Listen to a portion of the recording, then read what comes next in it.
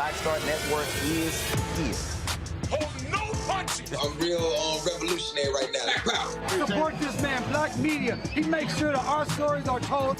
Thank you for being the voice of Black America, Roland. Stay black. I love y'all. All momentum we have now, we have to keep this going. The video looks phenomenal. See, there's a difference between Black Star Network and Black-owned media and something like CNN. You can't be Black-owned media and be scared. It's time to be smart. Bring your eyeballs home. You dig?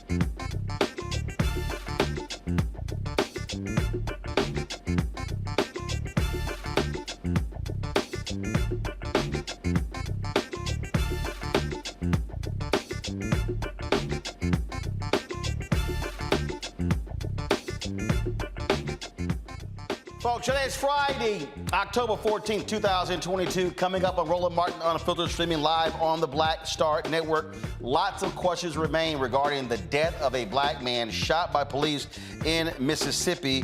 Folks are questioning the police narrative in the death of Jaheim McMillan. His family, they are saying, why did the officer shoot and kill?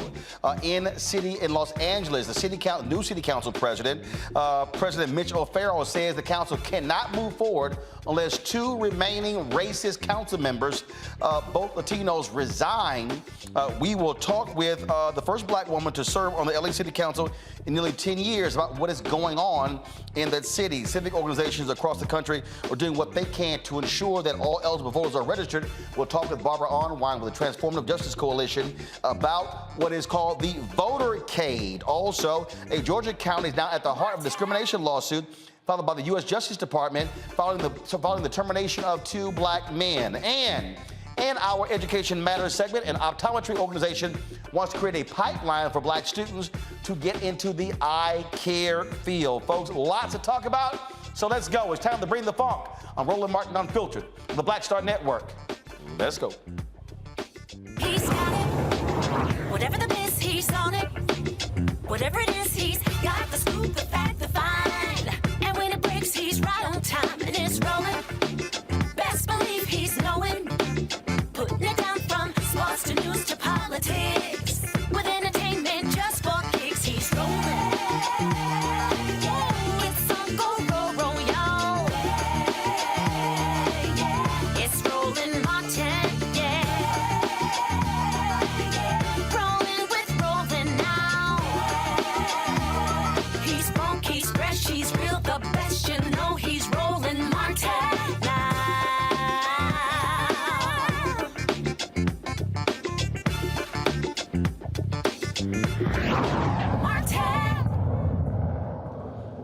All right, folks, conflicting stories out of Gulfport, Mississippi in the shooting of a black teen. Protesters are demanding the body cam footage be released in the shooting death of Jaheim McMillan. Witnesses say the 15-year-old was walking out of a store when a police officer shot him. Police say the teen had a gun. Now, they also say McMillan was involved in an incident involving several minors waving guns and chasing a motorist. Officers pulled the youth over in a Family Dollar parking lot. McMillan reportedly got out of the car and refused to comply with commands to drop his weapon. Police say the teen pointed a gun at them. An officer shot the teen in the head. One witness says she did not see McMillan with a weapon. Other witnesses say officers handcuffed the teen and did not render aid as he bled out in front of the store. McMillan was taken to the hospital where he remained on life support until Saturday when he passed away. Earlier this week, the Gulfport Police Chief Adam Cooper laid out the details of what police say what took place. This tragic situation has touched many lives. I understand everybody wants answers on what led up and happened in this deadly encounter. Words from me will do little to comfort the individuals involved. I will start with saying I've requested the Mississippi Bureau of Investigation take over the entirety of the investigation from the charges of aggravated assault to the officer-involved shooting in order for all circumstances and facts to be investigated by an outside agency. I will share with you now what I know.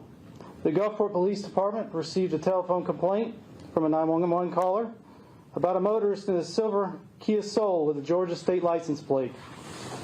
Accompanied by several subjects later identified as McMillan, Bell, Thomas, Ellis, and Cooper.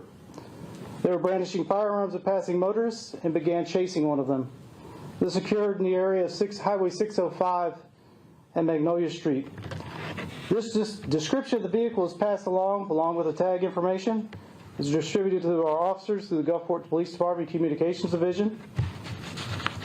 The Kia Soul was located in the area of, the intersection of Pass Road and 8th Avenue as it was entering the Family Dollar parking lot.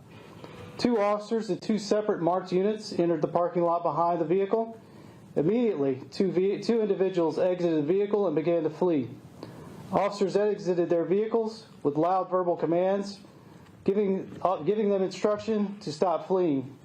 One of the officers observed McMillan, who was armed. The officer gave chase to McMillan, gave orders for him to stop and drop his weapon. McMillan did not comply. McMillan turned both his body and his weapon towards the officer.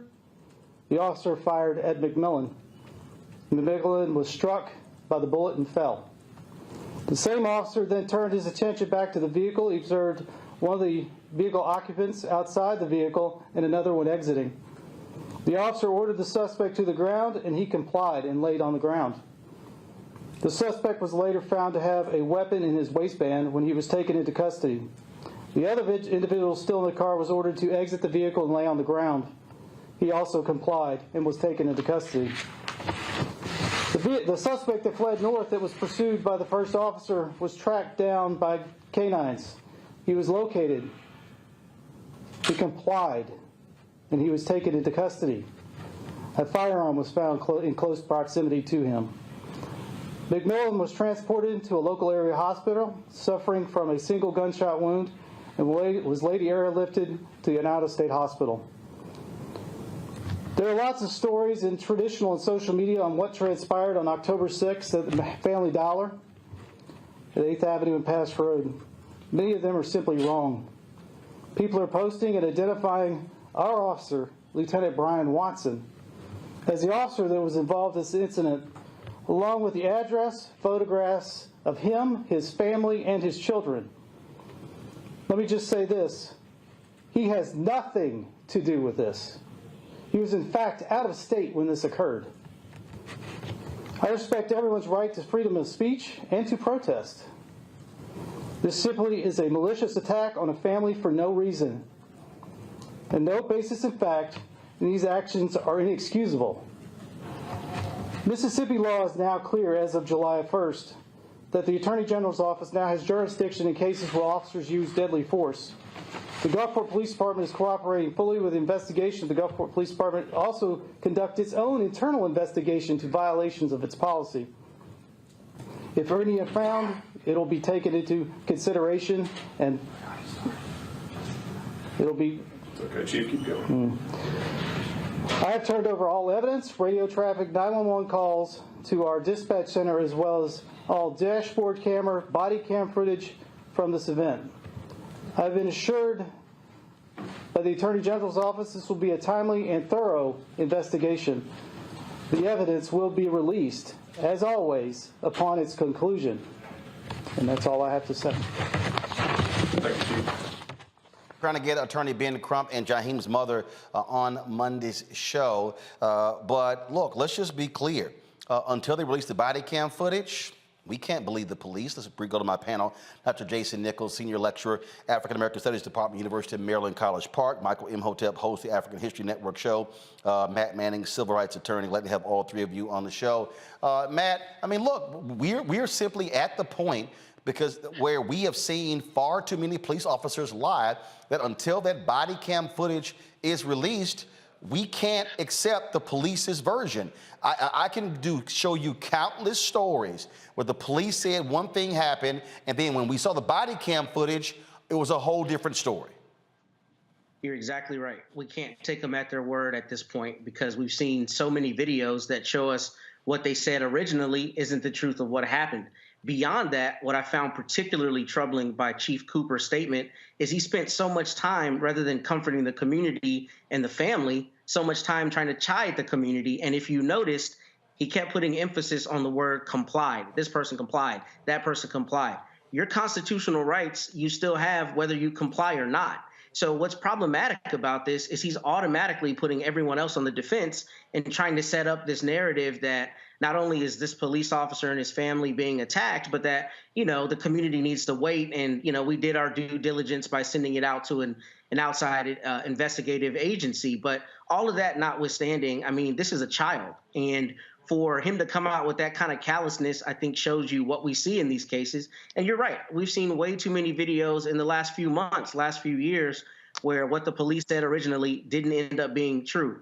So I'm surprised that they didn't get authority from the other state agencies to release this video if what they're saying happened actually happened, because that's usually what they do.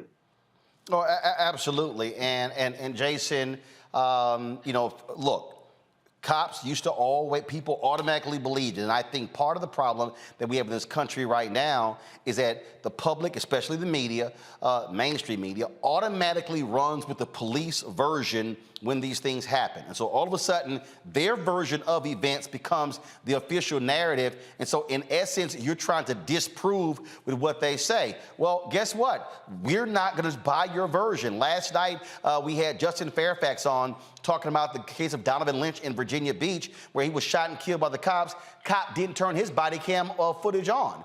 And so, again, hopefully this cop did. So until we see that body cam footage, we're not believing him. Ben Crump represents the family in Houston. Cops laid out this whole narrative until we saw the body cam footage where they rolled up unmarked cars firing. Okay, never shouted, didn't see a weapon, nothing. So their initial story was a lie based upon what the body cam footage showed.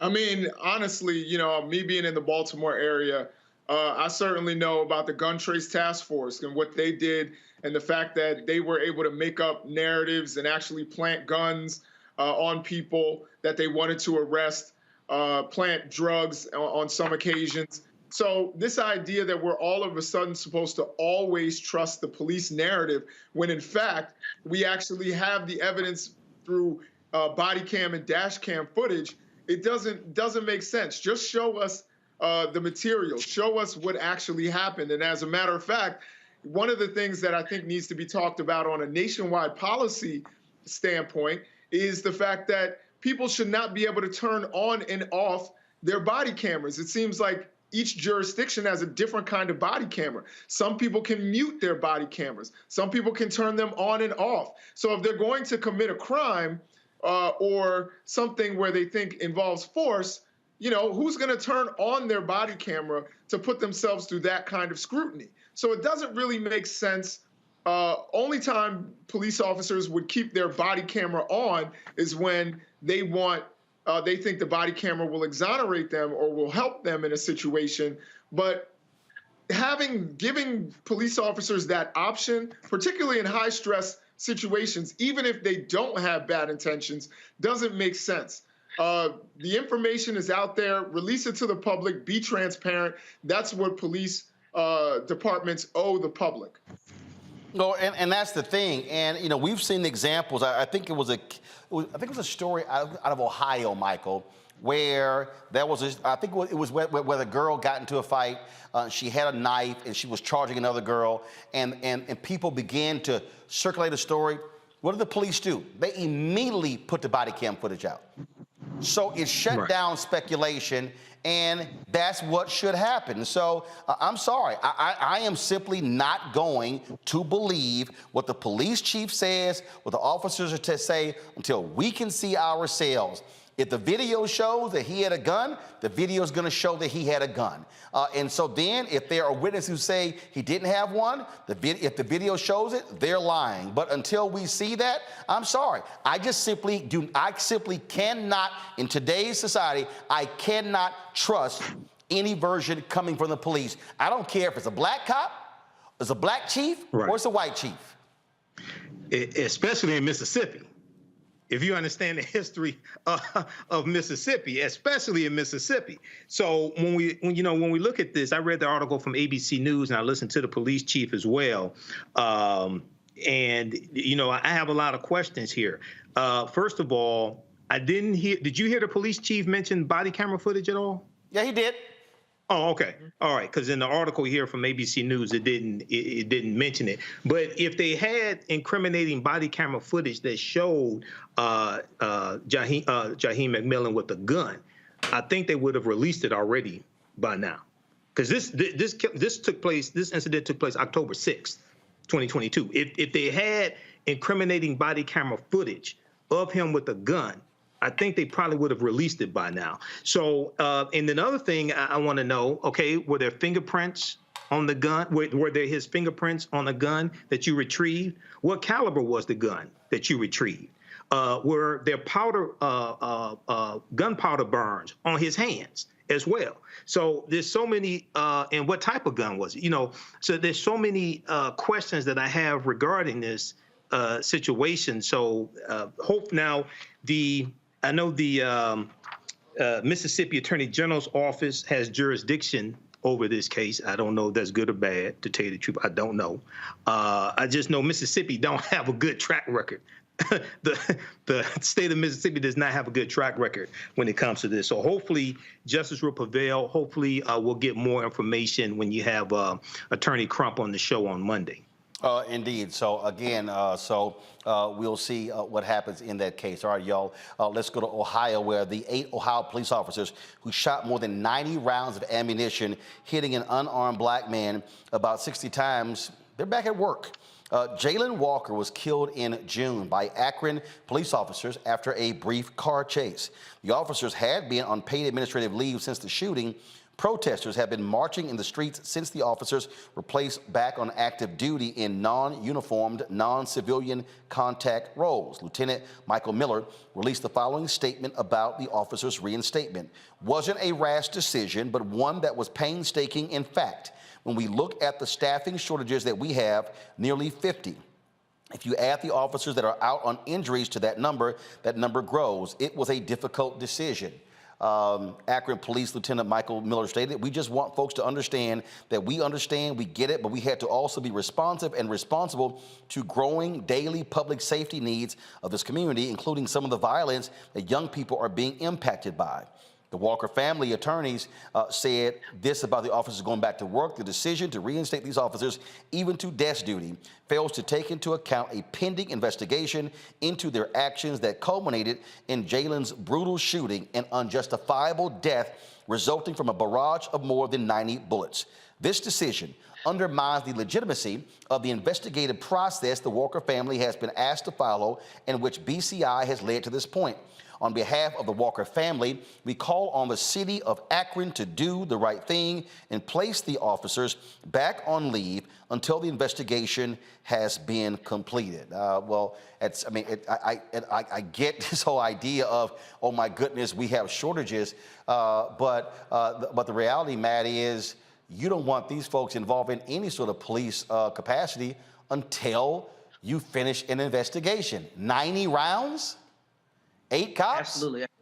It's absurd. It's absurd. They should not be back on duty in any respect. And this is really stupid because police departments have a lot of civilians who work for them. So most police departments have even civilian investigators. So to say that they couldn't supplement it or find other people to fill roles beyond people who were involved in a very heinous shooting is BS. And I think one of the things that people need to realize is officers have a lot of civil service protection. So what they might not be saying that's truthful is that these officers may be going through a grievance process or some other employment process that allows them to stay on the force and makes it hard for them to fire them. And that's one of the systemic issues that has to be addressed. It's very hard a lot of times for police officers to be fired, even when they do things like this. But I think this is a bad move because it undermines the credibility of any investigation, particularly if the Akron department is involved in investigating itself. There's no way to be assured that these officers are not going to be involved in the investigation, and there's no way to be assured that if a grand jury doesn't return indictments that the fix isn't in. I mean, we know it is because it happens all the time, but this is, I think, even more problematic because it allows them access to the process. Michael? Yeah, this is shocking. Now, it is true that nationwide, there a lot of police departments are down or short police officers. Right here in Detroit, according to the reporting about 2 months ago, Detroit police are down 223 police officers. But to put these 8 back on the force, it's just ridiculous. Now, one of the things that Akron Police Chief Steve Milet should be doing and leading the initiative on, if they're not already doing this, is recruiting from the African-American community. If you're short police officers, you should be focused on recruiting from the African-American community to bring about more diversity and focus on these African-Americans becoming the type of officers that we all say that we want to see. Those that de-escalate situations, those that don't racially profile, those that only use lethal force as a last result. This is a grand opportunity, a great opportunity for something like that to happen. And I would say, and their recruiting efforts all across the country, I would say some of the first people that need to be applying to these police departments are the activists. Because now you can have a huge impact inside the police departments and in your communities as well. More and more police departments are putting in place duty to intervene policies, which means if you see something wrong and you're an officer, you're on duty, what have you, you can intervene to stop it. So instead of you standing on the sidelines, and I know a lot of the activists mean well and do good work, but instead of you standing on the sidelines and recording what takes place, you can show your badge and actually intervene and help stop it. So this is a grand opportunity across the country for African Americans to apply to these police departments and become the type of officers that we say we want to see.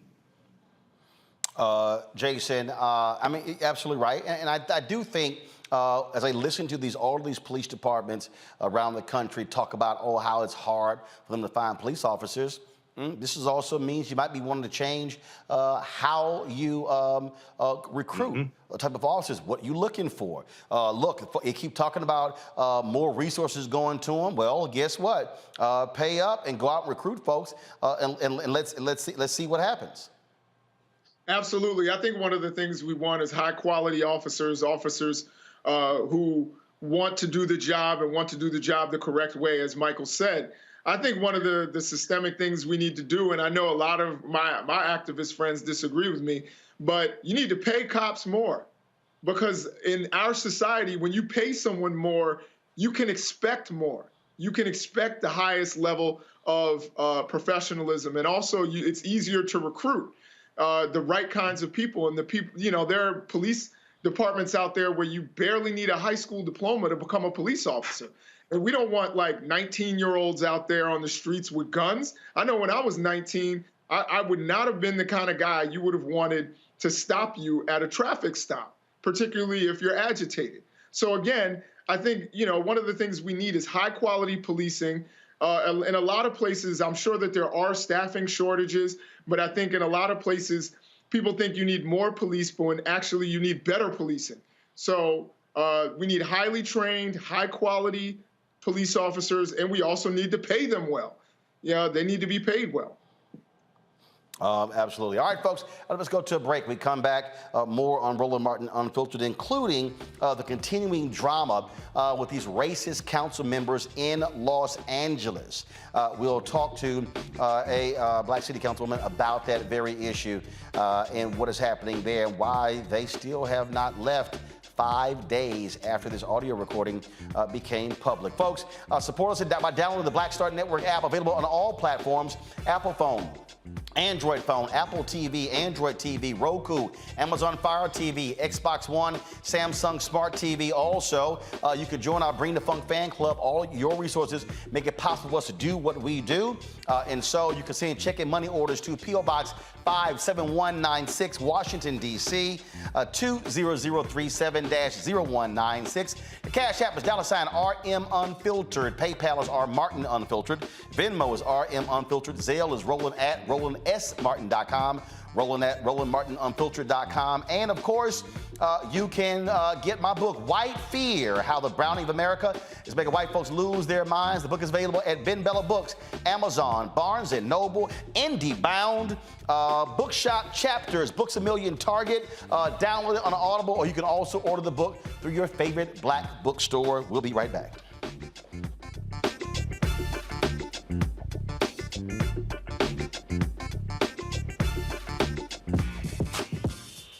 When we invest in ourselves, our glow, our vision, our vibe, we all shine. Together, we are black beyond measure. Libraries empower the community with education. Liberia Economic Development Initiative, LEDI, is hosting the International Life Changers Awards and Liberia's bicentennial to celebrate LEDI building the country's first modern public library and technology center. Join event host Roland Martin. Our honorees: Reverend Dr. Jamal Bryant, Zernona Clayton, Thomas Dorch Jr., Dana Lupton, Dr. Tammy Graysteel, on October 29th at the CNN Center, Atlanta. There are no public libraries in Liberia, but together we can change that. Get tickets at ledinow.org. When we invest in ourselves, we all shine. Together, we are black beyond measure. You know what's on the ballot. It's not just legislation and policies we believe in. It's democracy. Our democracy. There's a choice on the ballot between freedom and fear, between cruelty and compassion, between chaos and community, between voting or violence, and the end of rights generations have fought for. The extremists have a plan, a roadmap for a nation where your voice is silenced and your vote is a memory, where they count their votes and cast ours aside. That's why this year, this fight, this vote is so important. Register, engage, volunteer, fight back against the disinformation and despair, and most of all, vote, because your vote is all that stands between our future and theirs. Hatred on the streets, a horrific scene, a white nationalist rally that descended into deadly violence. White people are losing their damn minds. As an angry pro-Trump mob storms the U.S. Capitol, we've seen shooting. We're about to see the rise of what I call white minority resistance. We have seen white folks in this country who simply cannot tolerate black folks voting. I think what we're seeing is the inevitable result of violent denial. This is part of American history. Every time that people of color have made progress, whether real or symbolic, there has been what Carol Anderson at Emory University calls white rage as a backlash. This is the rise of the Proud Boys and the Boogaloo Boys. America, there's going to be more of this. Here's all the Proud Boys, Dave. This country is getting increasingly racist in its behaviors and its attitudes because of the fear of white people. The fear that they're taking our jobs, they're taking our resources, they're taking our women. This is white fear.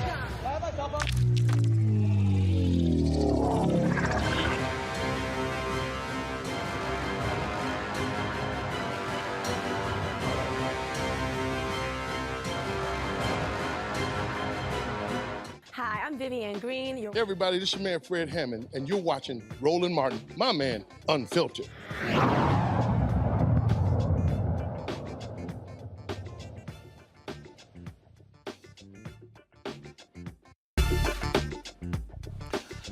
All right, the acting city council president in Los Angeles, Mitch O'Farrell, canceled today's city council meeting because two of its racist members, Kevin De Leon and Gil Cedillo, refused to step down after participating in this racist conversation that was captured and released. The audio was released on Sunday. Now, here is the city council president speaking. Mr. Cedillo and I had a long, very frank conversation yesterday, and he made it really clear that he is taking into consideration the gravity of the moment and what he ultimately is going to need to do. And I can't state what that is right now, but we will continue those conversations. If I felt that there were going to be 2 additional resignations today, I would not have canceled tomorrow's meeting. I just don't see it happening. Well, look, they won't go, but the pressure has to continue. Now, Nuri Martinez, she initially stepped down as city council president. Well, that wasn't good enough. A couple of days later, she was forced out as a city council member. Also, the president of the Los Angeles County American Federation official there, he was a union official. He also was forced out from the union as well. Now, De Leon and Cedillo have not said whether they plan to resign. If both refuse to leave, keep in mind De Leon's term is not up until December 2024. Cedillo's term ends in December. Joining us now is LA Councilwoman Heather Hutt. She's the first black woman to serve on the LA City Council in nearly 10 years. Glad to have you on the show, Councilwoman Hutt. So, I mean, this ain't hard. I mean, there's no way in the world either one of these individuals can have any integrity in terms of staying on the council, and there's no way you and the other council members can go on as business as usual with 2 established racists sitting there participating in city business. That precisely. There's no other words. That is exactly how we feel. How can we conduct business knowing that this is the undertone or the feeling that they express privately? It is very complicated and disheartening. I'm angry, I have to say. Never in my life did I believe that any of those people would just continue for 90 minutes to spew this kind of racist, homophobic statements about something that's near and dear to my heart. The city of Los Angeles, gerrymandering, and children. All of those things are special and should be protected, not spewed and abused. You know, and as I sit here and think about this, you know, what are their constituents saying? I mean, you know, are you seeing their constituents in their districts putting pressure on them? And, you know, because obviously there are organizations that have released statements, but what are the folks who they represent? What are they saying? Very interesting that you asked me that. I went to a roundtable last night in CD1, which is Gil Cedillo's district, with Awaken people, and they are very hurt of being considered less than human. If you listen to the tapes, they talked about them with no shoes on and little people and how did they even get here. They are hurt, disappointed. They have worked for many years to lift these people into leadership roles, and they feel betrayed. And so it was a very deep conversation about healing, but their own people are calling for their resignation, and they won't stop. They said they can't stop. They've gone to offices that are in the field. They've gone to City Hall. They're calling strongly for their resignation. You know, and here's the thing that gets me, this whole idea of, you know, I've got to work hard to regain the trust of the people. We have to have reconciliation. This is real simple. You can do that with your ass not being on the council. That's exactly right.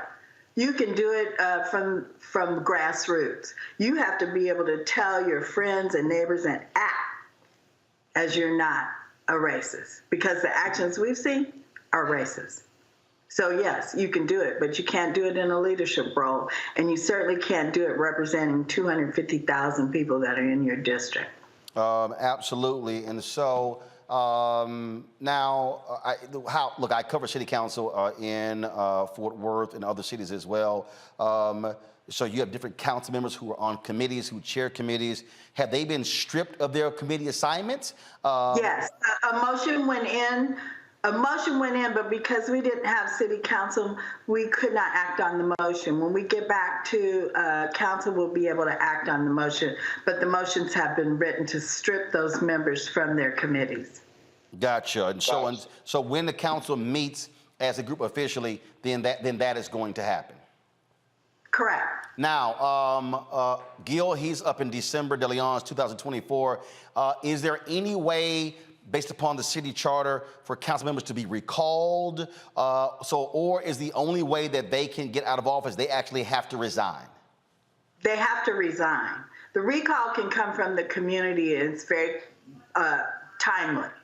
A resignation is immediate. And what people are calling for is an immediate resignation. They don't want the long time coming that goes along with a recall and the signatures that it takes and so on. They want these people to be accountable for their racist actions, and they want them to leave now. Gotcha. Well, look, it is important, it is necessary, and surely it has to be also troubling for all the other city council members because you can't get business done while they're there. And also, frankly, there's no conversation. You have nothing to say to me if you're still sitting there and you haven't quit 5 days later. Exactly right. Nothing to say to me either. By the way, I was implicated in those tapes. No one's called me to apologize for implicating me, for considering that I would be any part of a gerrymandering strategy or scheme, especially not against Black people. I was born before there was a Civil Rights Act. I've been fighting for this my whole life. I'm here to represent. We need more representation, not less. And if we pay attention to just the segment that you did before I got on, racism is rampant everywhere. And we need to fight it everywhere.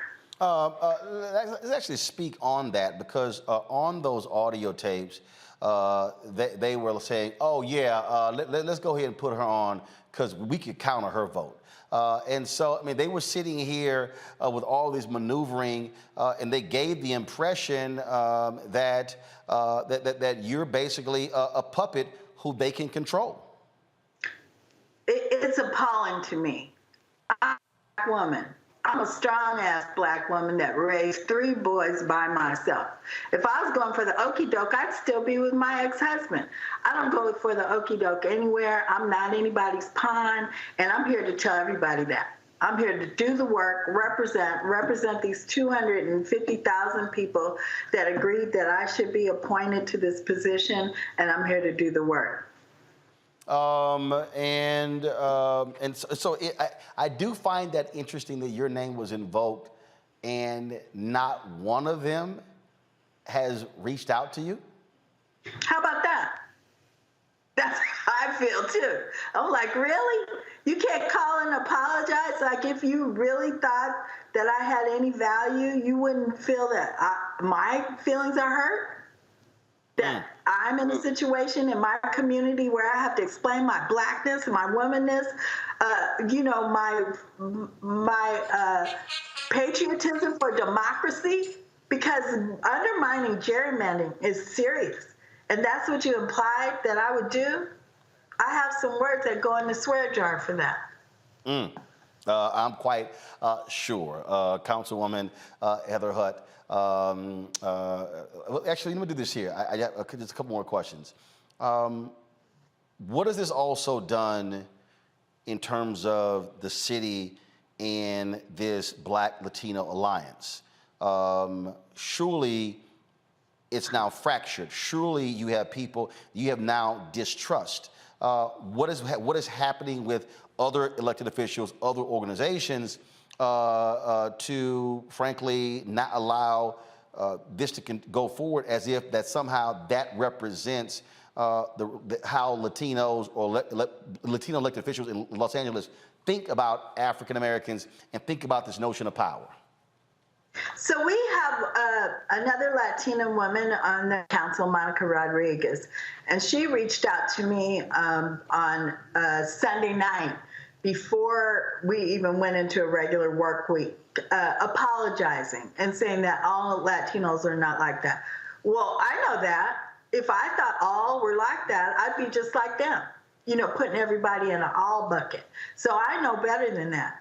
I'm inspired right now because when you look at the film of people that are in the city council chambers or the ones that are outside the chambers protesting and asking for them to resign, they're of all colors. And I'm inspired by how people are trying to come together to make a general statement that this is not okay. And so this is important to know that folks are not saying, oh, yeah, this is who we are. They're saying this is not who we are. This is not okay. They need to go because they do not represent us. Questions? Let me do the questions for my panelists. I'm sure. Let's see if they have anything here. Jason. So first of all, thank you for the work that you're doing. My question is, with the gerrymandering and the things that are going on in your in the city of Los Angeles, what is the fix there? Because a lot of people have actually brought up the fact that 48% of Los Angeles is Latino, but there are only, I think, 4 members on the committee. Is that actually something that needs to be fixed, or is that something that they were just trying to grab more power? I can answer this in a strange way. First of all, I can't think how they could think. So I can't answer you about what they were thinking about, because I'm not thinking like that. The second thing to know is the Department of Justice is going to look into this, and they'll give us those kinds of answers. I can't give you those answers. And I can't presume to think about what their ideas were. Can you? Can you figure it out? No. We don't know. Okay. All right. Thank you. Michael. All right. Thank you, Councilwoman Heather Hutt. Can you give us more details on the gerrymandering issue? What was the effect going to be? Because I was searching for this and I didn't really see this information. Can you explain the gerrymandering issue and the effect it would have, especially on the African-American community there in Los Angeles? I think I can. What they said in the tapes is that they could move the lines around so that there would be more of a Latino voting bloc in that space, which causes erasure. There wouldn't be an opportunity for any other race to run in that space, so that they could have control of more seats on the city council. Okay. So the idea was to move when you're doing redistricting, the idea is to move the lines around so that you put a greater population in various spaces so that the vote would be significant. Okay. All right. Thank you. Matt. I have a 2-part question, Councilwoman, and thank you for being on this evening. So the first question is, what happens in the event there is like a lawsuit or there's a belief that the city council has engaged in gerrymandering? Does the California legislature step in? What happens in that instance? And then the second question is, when is the deadline for the new maps? Because I know cities around the country are dealing with this with the new census data. So what is the time frame during which the city council has to actually make remedial measures? The new maps occurred in December 2021. This conversation they had was October 2021. So we are currently living in the new space. I was appointed to this seat on September 2nd, 2022. So I have only been in this space for 42 days. So not a part of the history that put us in the maps. And we're set now. When the Department of Justice comes in, they'll let us know what kind of changes need to occur. All right, then. Look, we certainly appreciate you joining us and sharing your perspective with us.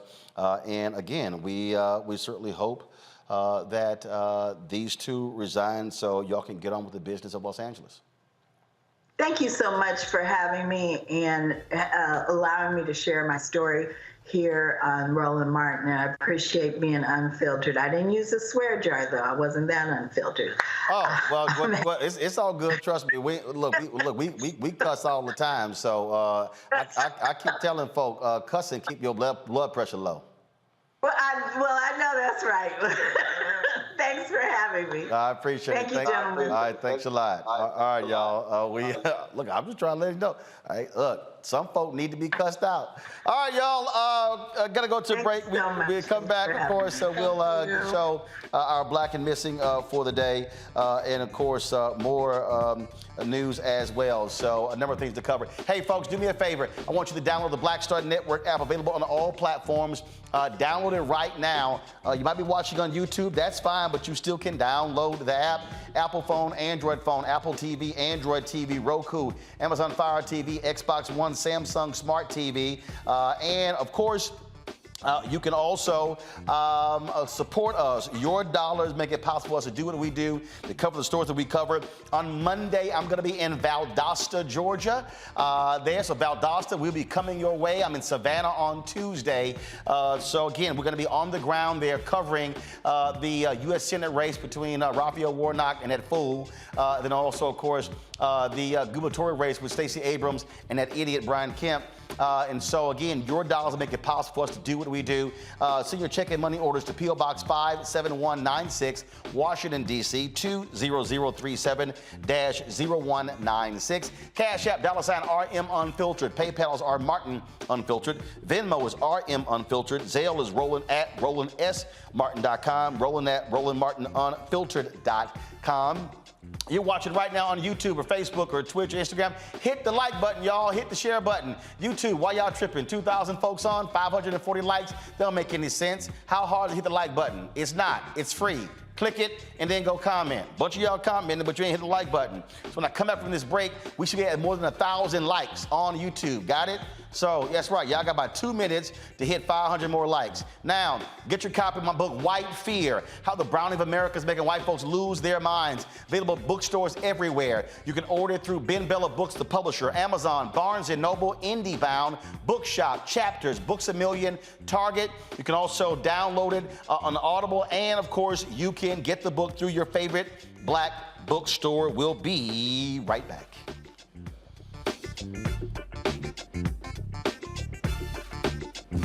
When we invest in ourselves, we're investing in what's next for all of us. Growing, creating, making moves that move us all forward. Together, we are Black beyond measure. Pull up a chair, take your seat at the Black Table with me, Dr. Greg Carr, here on the Black Star Network. Every week, we'll take a deeper dive into the world we're living in. Join the conversation only on the Black Star Network.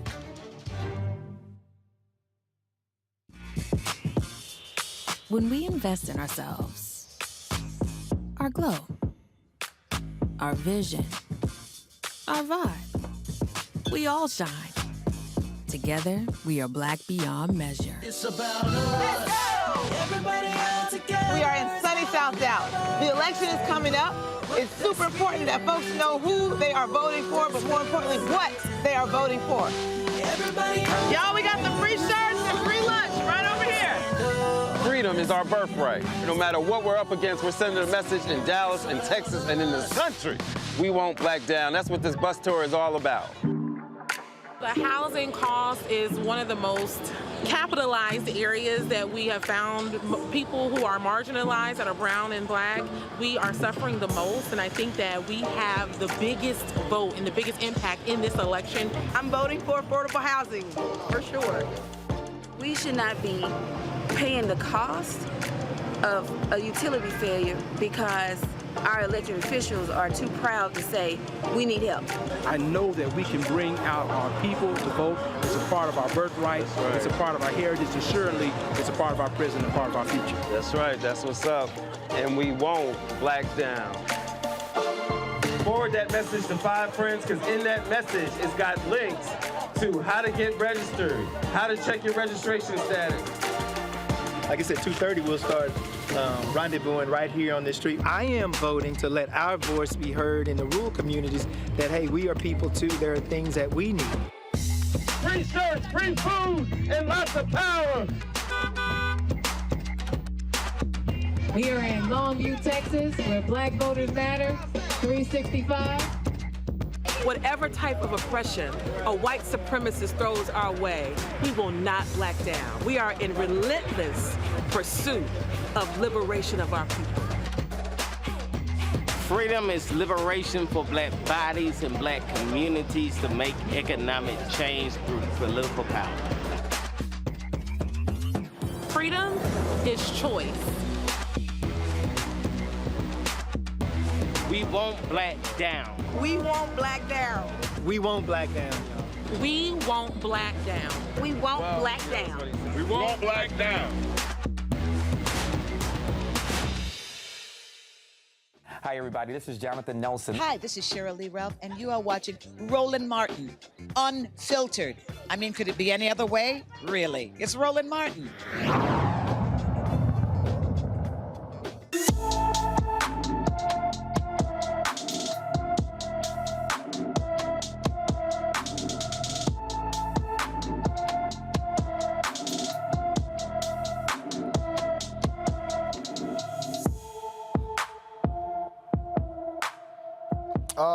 Cherie Wright has been missing from Little Rock, Arkansas since September. Folks. The 14-year-old is 4 feet 10 inches tall, weighs 80 pounds, with brown hair, and that may be dyed red and brown eyes. Anyone with information about Cherie Wright should call the Little Rock, Arkansas Police Department at 501-371-4829.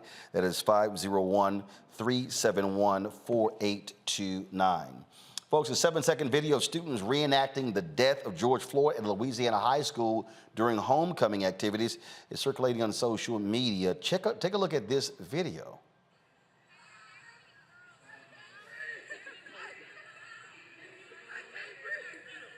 Okay, this took place earlier this week at Rose Pine High School. The student on the floor is reportedly black, and teachers were watching this take place.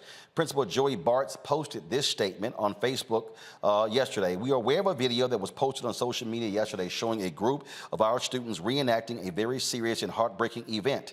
The disheartening, unfortunate display was not part of what Rose Pine High School had planned during its homecoming activities, but was enacted by a few students. In no way is this acceptable, nor does it keep with the heart and spirit of what we teach and preach daily. The school is working with all parties involved, including their parents, guardians. We will work tirelessly to educate our students on better choices.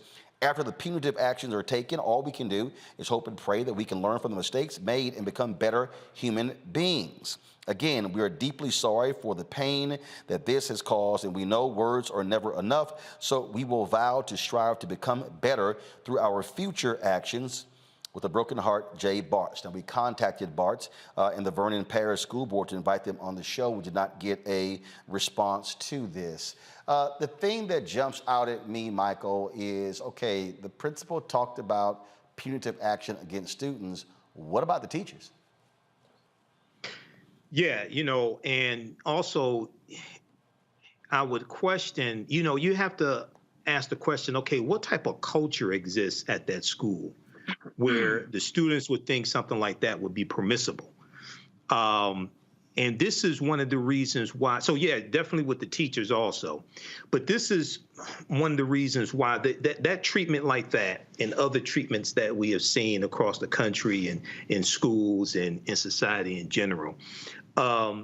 This is why people like Dr. Carter G. Woodson, who co-founded the Association for the Study of Negro Life and History and created Negro History Week, which became Black History Month. He said that the history of African Americans needs to be taught in every school across the country, because a lot of the racism that we experience and the bigotry and the way we're treated comes from people not understanding our contributions to this country. okay, and thinking that we're lesser than. And it's acted out when we see displays like that. And the other thing I want to know is, maybe you have this information, Roland, because this is my first time seeing this. Was the African-American student being attacked, or was the African-American student willingly participating? Don't know now? It's only a 7-second video. Only a 7-second video. Okay. So you don't have anything else there. Okay. All right. Yeah, but things like this are disturbing, and you have to wonder, what type of education are these students getting in their homes? See, are they getting like anti-racist information in their homes, or are they getting information in their homes where they think something like this is permissible also? I don't think it's hard to actually answer that question. Jason, I don't think that's a hard question to answer. Yeah, no, I don't think that's difficult to answer at all. I think actually what Michael is saying, the opposite is happening. Now they're trying to ban books by Black authors that talk about Black experiences. They're trying to take any education that has to do with racism and racial oppression out of the curriculum. So we're seeing actually a backlash against things that make students better citizens, whatever background or race they come from.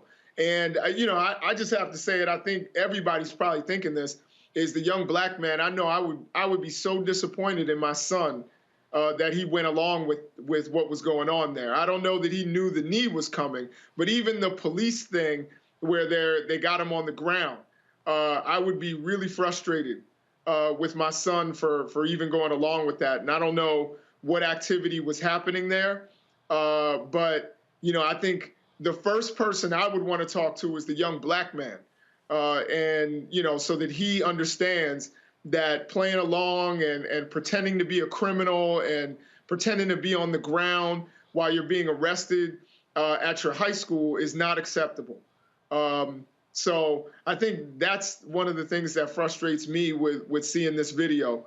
And certainly we need education, as Michael was saying, we need education that students can learn, where they actually become good citizens as they leave the school system. Not just, everybody says, oh, just math and reading and science. But no, we need actually to learn about what it takes to be a good human being and a good person and what's acceptable in our society. This idea that all of a sudden people are going to, come out and be anti-racist has never worked before. So why are we moving away from teaching kids and exposing them to books and to ideas that will make them good citizens? Absolutely. And at the end of the day, Matt, you've got to hold teachers accountable. They're supposed to be teachers. If they break up fights, they sure as hell should have said, "What are you fools doing?" And that should have been a teaching moment right on the spot. That's absolutely right. They should fire the teachers because it's indefensible. There's literally nothing the teachers can say that makes this remotely okay. They should punish the students harshly. But I kind of want to take a little different tack than Michael and Jason. I think both of them are right. I don't think they said anything wrong. But I think this is a direct result of what we've seen fomented since the presidency of Donald Trump. People are bolder, and they're finding ways every day to devalue simple things that show inhumanity. I mean, George Floyd's life and his life being stolen from him was broadcast across the world and started protests across the world. So the idea that these kids don't know the gravity of this is just, it's beyond me. I can't think of anybody that has a conscience that would do something like this. And I think we do need anti-racist education and all of that, but I think we also need to recognize that some people are depraved, and this is exactly what has been capitalized upon by particularly white supremacists in this age. So this doesn't surprise me, and I think the only way to respond to this is to have extremely harsh measures, primarily on the teachers because they're the adults in the situation. But schools punish kids all the time for considerably lesser things with very draconian punishments. So this might be a circumstance where they need to expel these kids to make the statement that we will not allow anything like this to take place on campus, and if it does, there's going to be a very harsh punishment. Oh, absolutely. That's exactly what should happen. And again, you expect leadership from teachers. That's what should be happening there. I saw this story here I thought, well, actually, I'll do this in a second. I'm going to do this in a second. Because you want to talk about being stupid. Wait till I show you where the president of iHeartRadio in Atlanta got fired for using the N-word, and a black employee was in the car. Wait till I show y'all that particular story.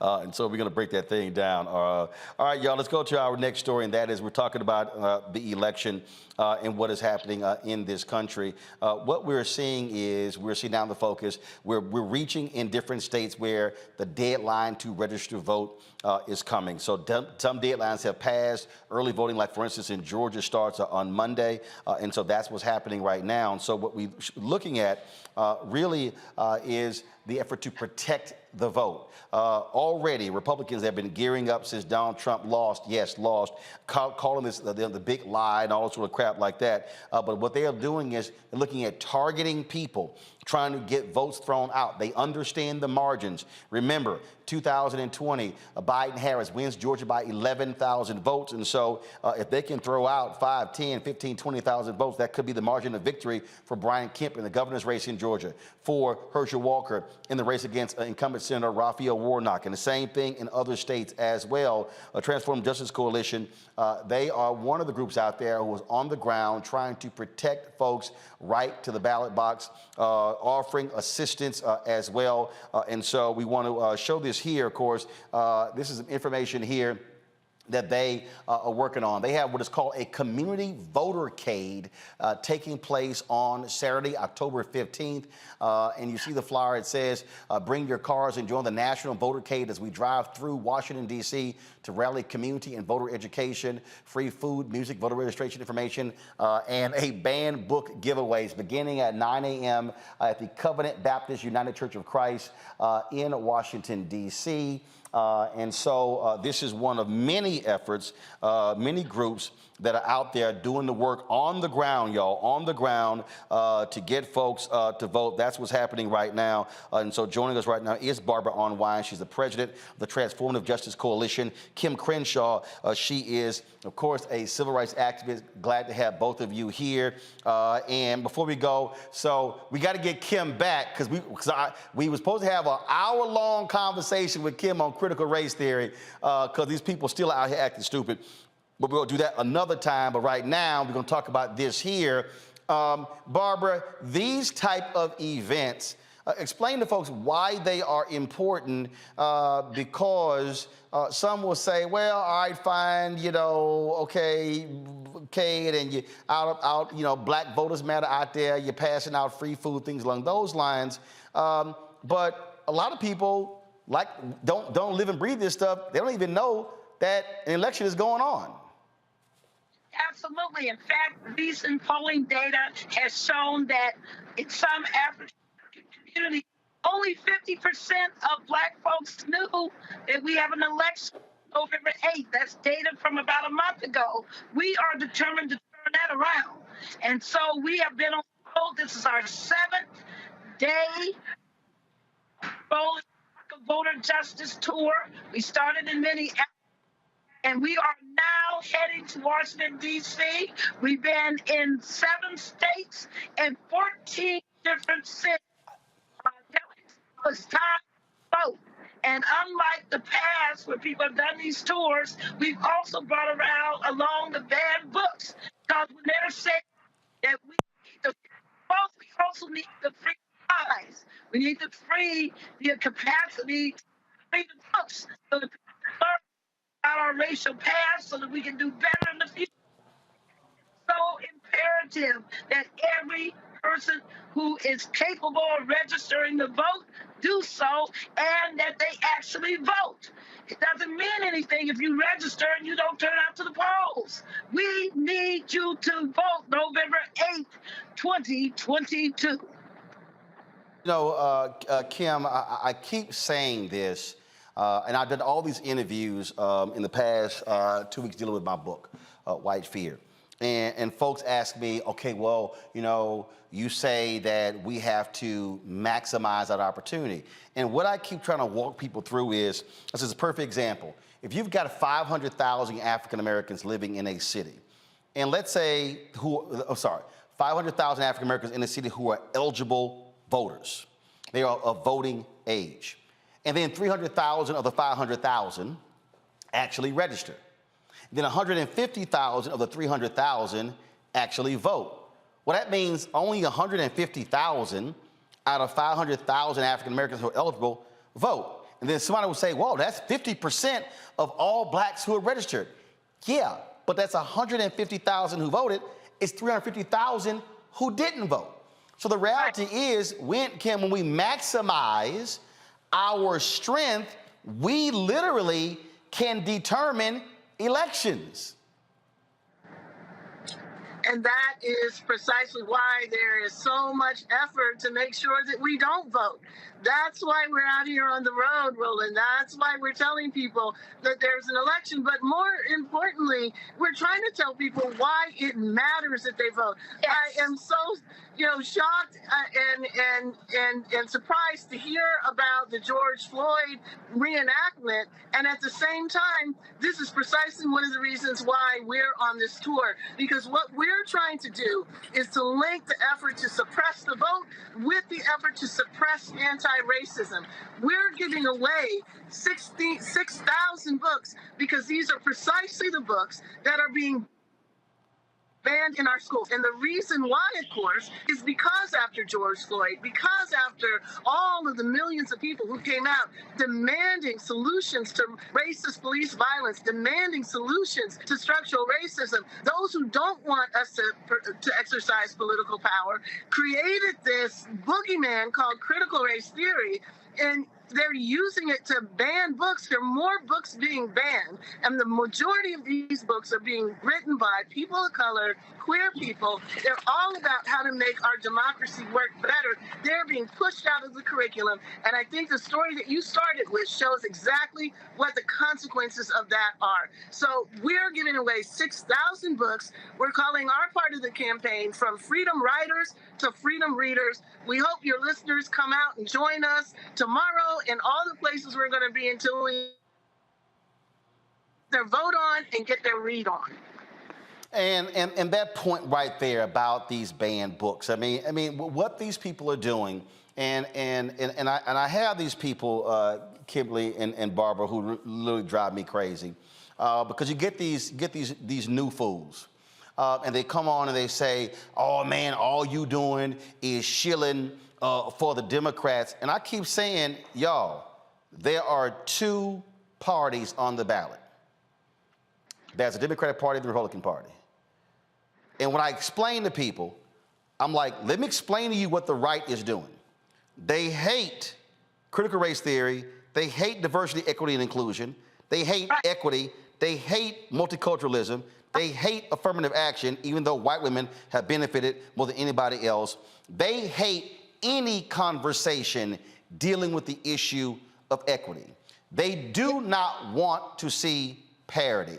They don't want to see any of that. And what they are doing is using political power to actually stifle teachers, to stifle parents, to stifle professors.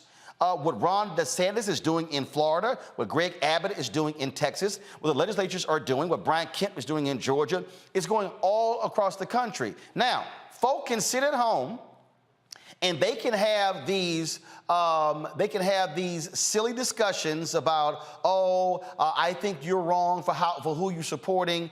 But let's be clear, the agenda that they are focused on, they've made it clear.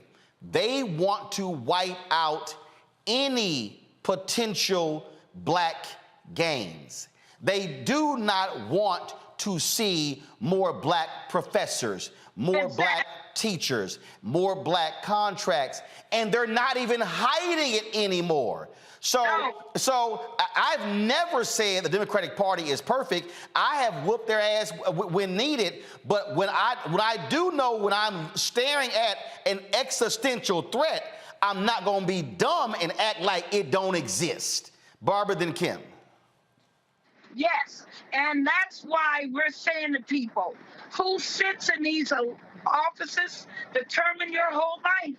I mean, people say that they care about Black Lives Matter, but if you do, then you're voting sheriff. You're voting for your district attorney. You're voting for your attorney general. You're going to vote for your clerk of court. You're going to vote for every position, the district attorney. You're going to vote for all those positions because they all determine if our lives matter, how we're treated, and what occurs. People only want to vote presidential. Beware, people. You got to vote midterm. You got to vote for your governors. You got to vote for all the members of the House of Representatives in the United States Congress. Oh, you got to vote for those senatorial seats. You got to be about the change that is required in this country so that Black excellence can excel, can achieve, can be manifested. But these folks want to put us down, and they want to be retrograde. Talk about they want to go back to the 1950s when people like us couldn't even be on TV like we are now.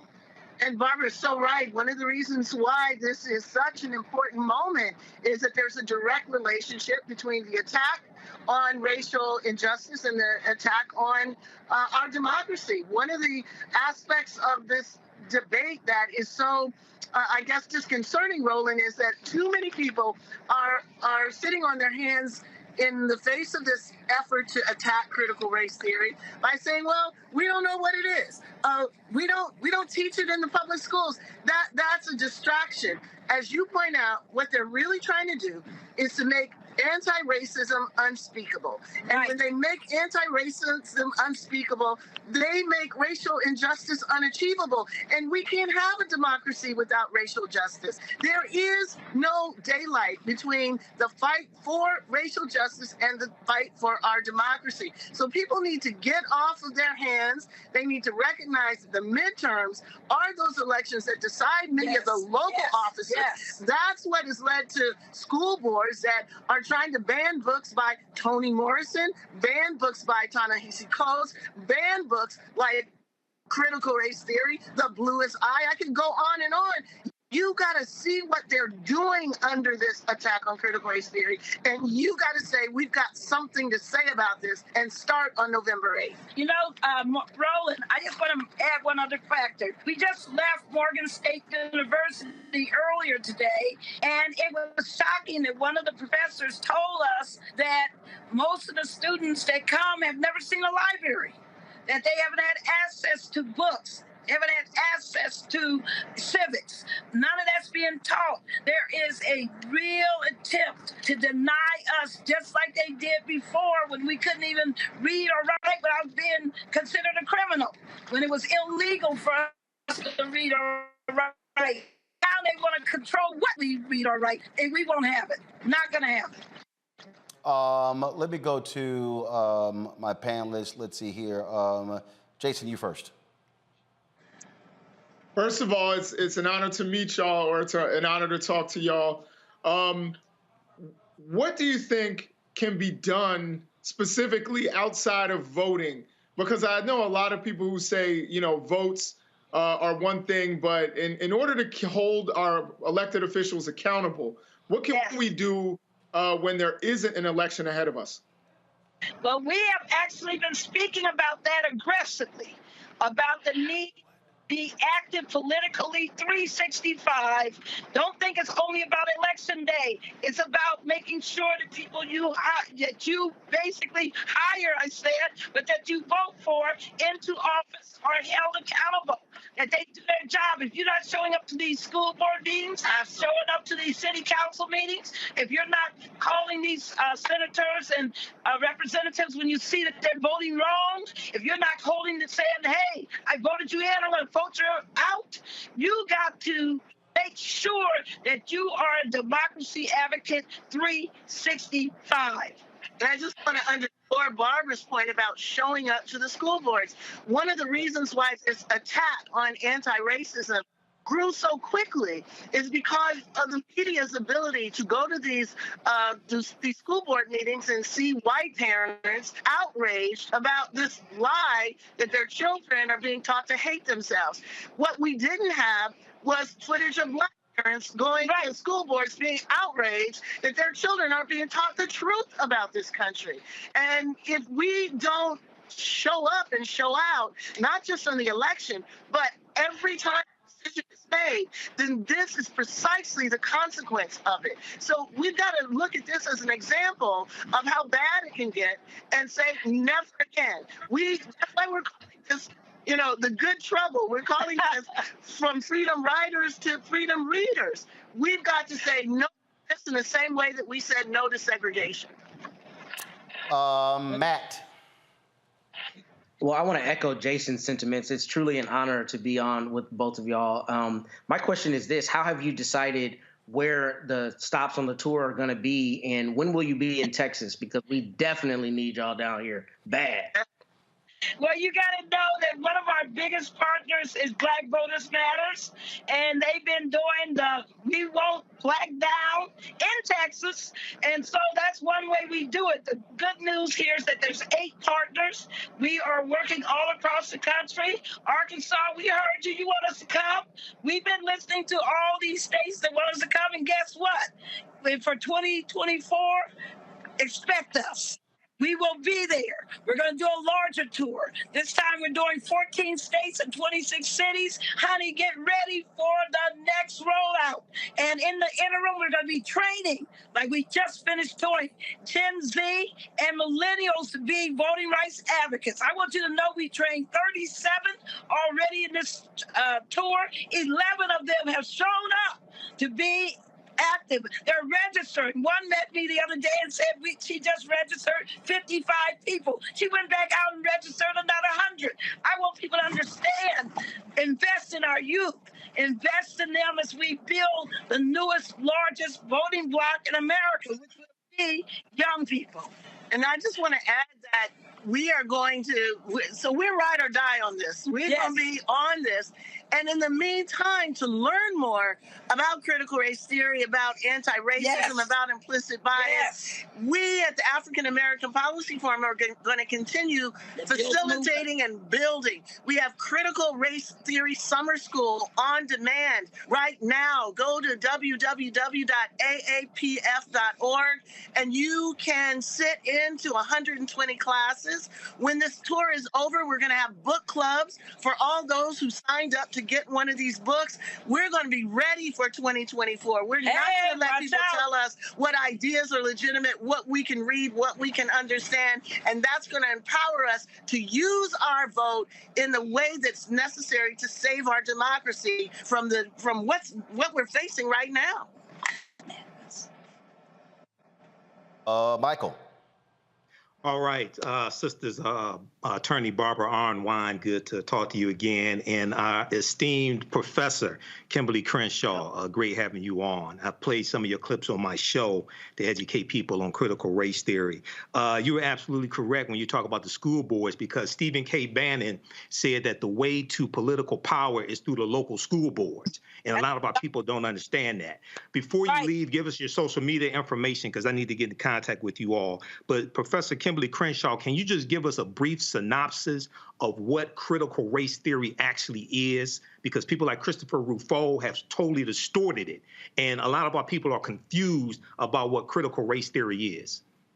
Yeah, so I'm so glad you asked that. And let me just point out, Christopher Rufo and all of his ilk say repeatedly, they care what critical race theory is. They couldn't care at all. What they're trying to do is take critical and use it as a Trojan horse. So let me tell you what critical race theory is based on what they have attacked. Critical race theory is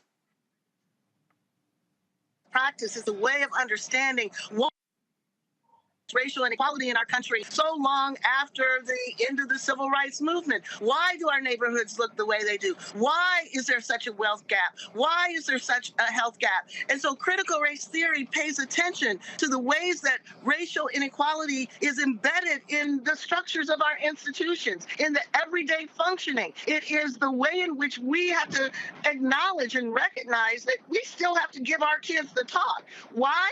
Because police departments are still places in which anti-Black violence is regular and reinforced every day. It's the same kind of reason why We have to put our hands on our steering wheel when we see the lights in the rearview mirror. This is the recognition that race still shapes life in profound ways, and colorblindness is simply a way to erase it, to make it unnameable, and not the legacy of everything we fought for unspeakable. So I now tell people, if you want to know what critical race theory is, look at what they're going after. Look at the fact they're going after the bluest eye. Look at the fact that they're going after the 1619 Project. Anything that tells the truthful history and contemporary consequences of anti-Black racism is what they are framing as critical race theory. So you don't have to be a critical race theorist. You don't have to be a law student or a law professor to know that what they're coming after is you. If they're coming after you, then you sure enough better show up on November 8th. That's right. Yes. Right there. All right, thank you. We certainly appreciate it. Thank you so very much. And Kim, I promise we will have you back because I want to have, again, a one-on-one, a thorough conversation because, and not only how we deal with this, because it's not going away. I laid this out in my book, White Fear. This is where we are and how they are going to be operating, because they are attacking anything that deals with the issue of race, that deals with equity. It does not matter. Even Dr. Oz, that fool was running around, Mehmet Oz is running around saying that the Black Lives Matter movement was hijacked to talk about race. Well, it starts with Black Lives Matter, dumbass. These are not bright people. Barbara Arnwine, Kimberly Crenshaw, we certainly appreciate it. Thanks a lot. See you tomorrow, D.C. All right, absolutely. Thanks a bunch. Hey, folks, I was going to go to a break, but let's do this here. I want to dip into, are they still debating in Georgia?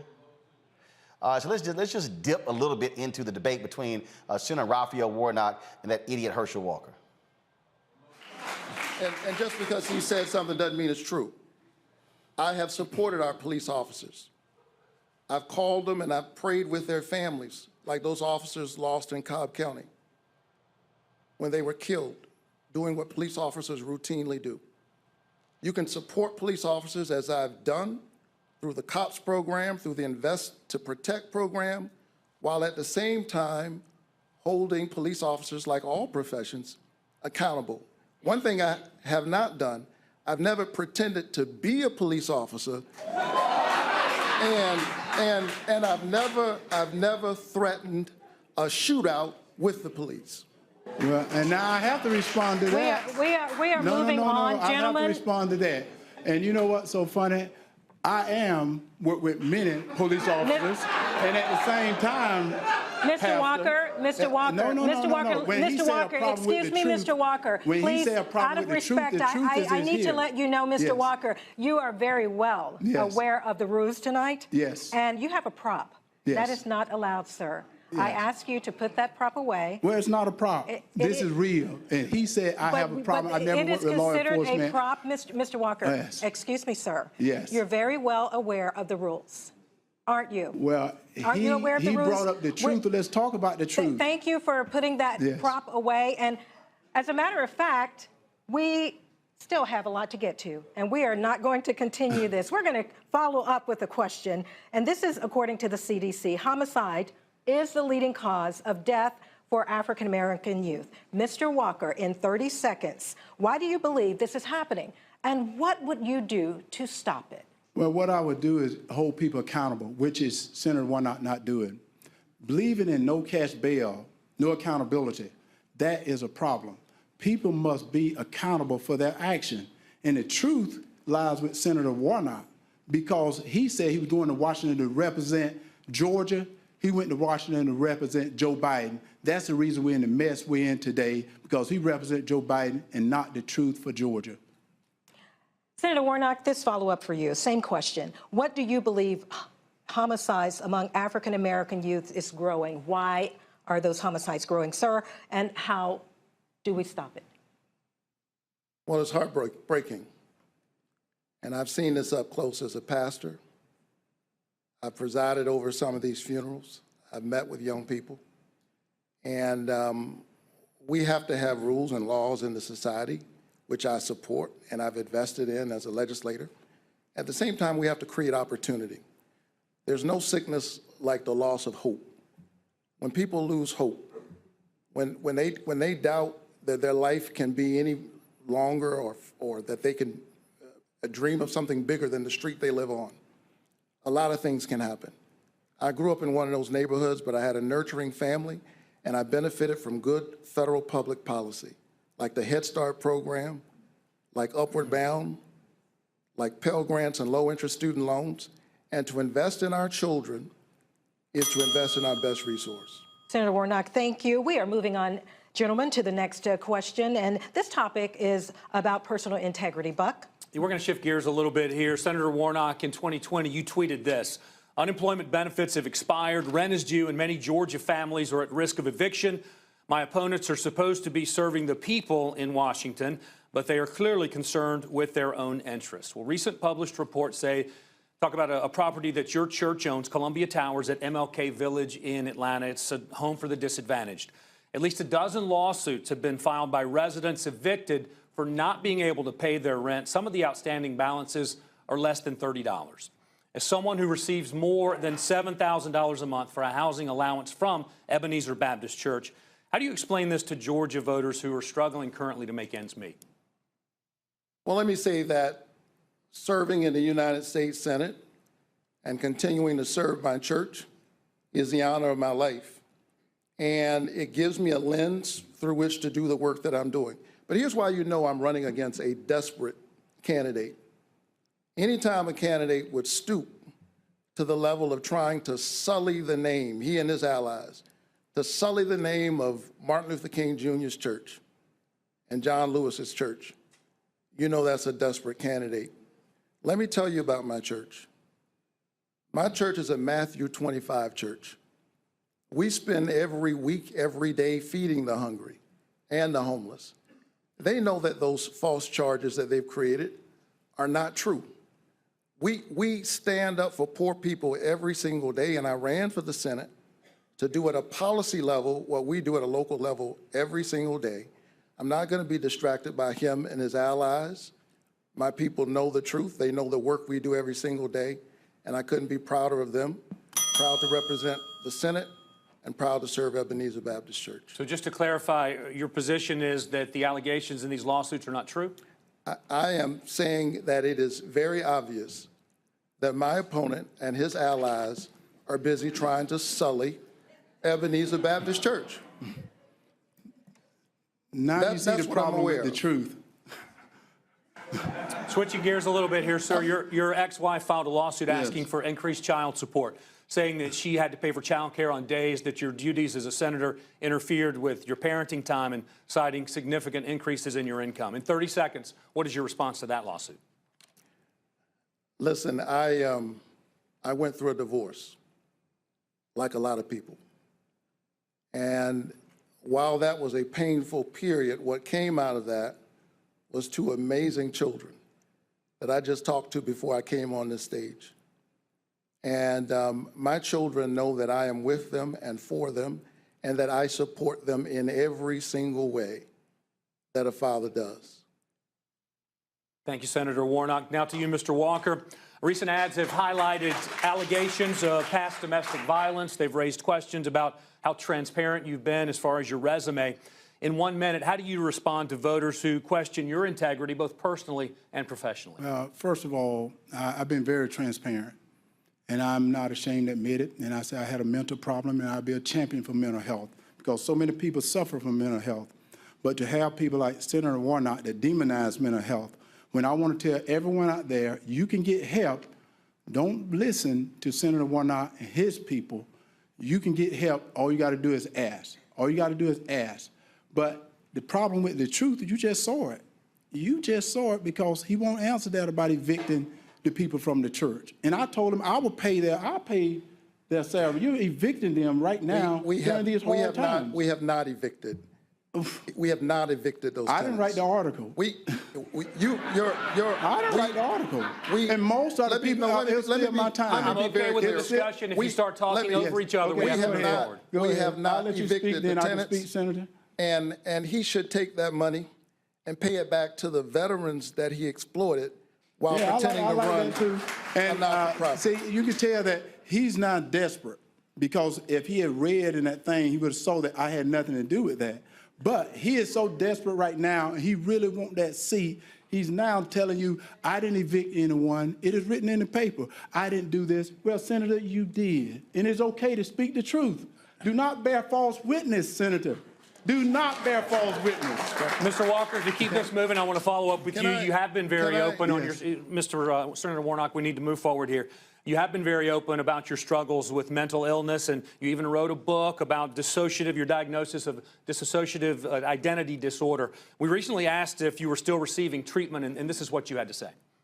No, that's all done, and you don't need to, and that's why I tell people. I think one thing I told people is I've been open about it, and I was open about it, 14 years ago.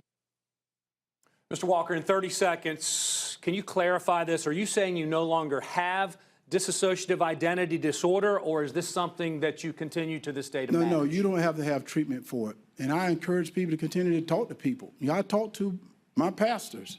And I continue to get help if I need help. But I don't need any help. I'm doing well. But that's the reason why I tell anyone out there that is suffering from any type of mental illness, you can get help. All you got to do is ask. And I will always, always be a champion for mental health. And just to clarify, how can Georgia voters, though, be assured that this will not impact your ability to lead if elected? Because I'm ready to lead today.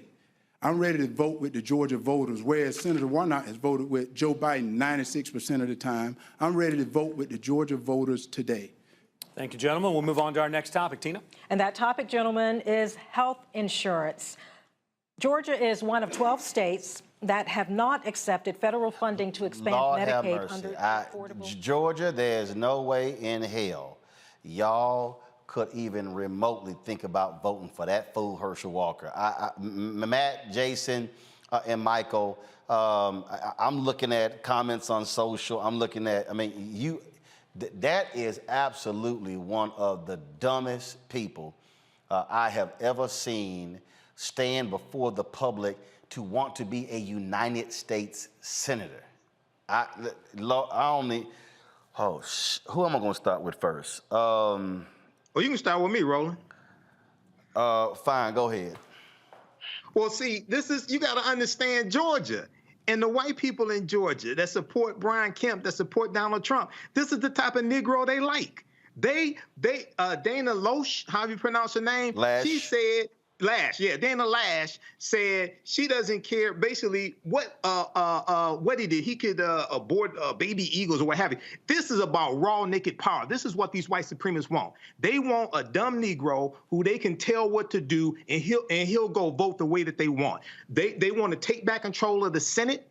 They want to take back control of the House, shut all this stuff down, all these policies that have been beneficial to African Americans. And they want to stop any more of Biden's nominations to the U.S. Supreme Court, as well as the federal bench. This is about raw naked power. They don't care how dumb the Negro is, as long as he does what they tell him to do. That's what they want. Matt? I think Michael's 100% right, but this is exactly why people have to not only go out and vote, they have to understand the issues and understand who they're voting for. What's so terrifying about this is there are going to be a lot of people who are going to see Herschel Walker and they're going to vote because they remember his football glory days. I mean, he's obviously not competent, and to me, to be a senator, and this is a question of basic competence, but that's exactly the fear, and I think Michael's right. I mean, what we're seeing is them beating this drum. If you notice in most of his answers, all he did was try to link Pastor Warnock to Joe Biden, right? And that's what we're seeing around the country. It's just the same messaging that you can't trust Democrats, you can't just trust Joe Biden. And I mean, I understand that Herschel Walker's children, or at least one of his children, came out and said that he hasn't been honest about his past and a number of different things. So this is troubling. It's troubling that he has even any kind of momentum, and I'm hoping that the voters in Georgia do the right thing. Jason, at the end of the day, turn out. If more folk who like Walker turn out, Warnock loses. And again, the other issue is this here. There's a third candidate who's running, and so right now the polls are showing Warnock 46-43. This is actually looking like it's headed to a runoff. So we might have a repeat of 2020. I think this is going to be a really tight race. Herschel Walker is not the smartest guy in the world. I still think he and Tommy Tuberville would have a close one in an IQ contest. But I would say that Herschel Walker here, the thing that I'm most afraid of is the way that they talked about character, glossed over the things that Herschel Walker has done. He put a gun to a woman's head, and nobody talked about that. He actually did say, I want to shoot out with the police, in a domestic violence situation, but the police redacted it because he's a football hero. Like, these are the things that people aren't talking about. And the media, the mainstream media focused only on this abortion story, which to me was a pretty small story. And I know it showed his hypocrisy, but putting a gun to a woman's head is a bigger story. The fact that he has a history of domestic violence, the fact that he has 4 children and didn't raise any of them. You know what I mean? And he says he talks to his pastors. What are they talking about? That's my question. What are you talking to your pastors about if you have 4 kids by 4 different women and didn't raise any of them, weren't there for any of them, to the point where your super right-wing son comes out against you and says that you're a fraud? It frustrated me. I think that they went in harder on Warnock's, situation with his ex-wife, which to me, and be mad at me if you want, that sounds like a lot of divorces I've heard. It doesn't sound like he put a gun to anybody's head or did something violent. And, when you leave town, you leave your kids with a babysitter. That makes sense. But they focused more on that than they focused on all of the things that are called into question with Herschel Walker's character. And that's what terrifies me about this race, is how it's being covered, how they did not go after him or hold him accountable. Even when they showed that clip, they didn't hold him accountable for saying, oh, no, I'm cured. He sounds like Kanye West.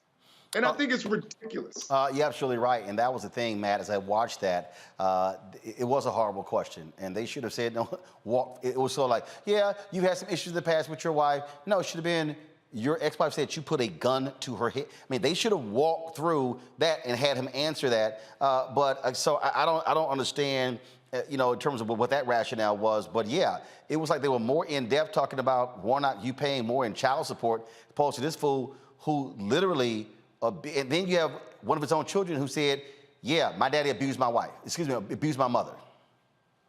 Yeah, absolutely. I mean, I think Jason hit the nail on the head with everything he said. I mean, the fact that the media is glossing over that and that was glossed over in those questions, and that just like Tommy Tuberville, that there's being any credence being given to Herschel Walker when he's not a serious candidate for, the United States Senate, it's terrifying. And it's terrifying that the race is as close as it is.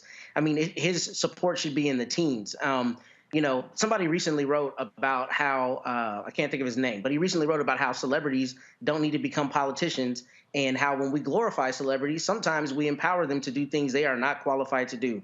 This is example number 1 for that. He should not be in a realistic race for United States Senate, but the fact that he's that close in the polling is terrifying, because that shows you that people are looking at Herschel Walker, the guy they remember who ran the football, and not Herschel Walker, whose serious character flaws absolutely do not qualify him to hold public office, let alone the United States Senate. Absolutely. Folks, a couple other stories here. Former Louisville Metro police officer has pled guilty to roughing up protesters in 2020. Katie Cruz admitted in federal court to violating an individual's right by using excessive force during the Breonna Taylor protest. Cruz's actions led to escalations in clashes between officers and protesters, causing the death of West End barbecue owner David McAtee. She confessed to shooting an individual with a pepper ball while that individual was standing on private property, not posing a threat.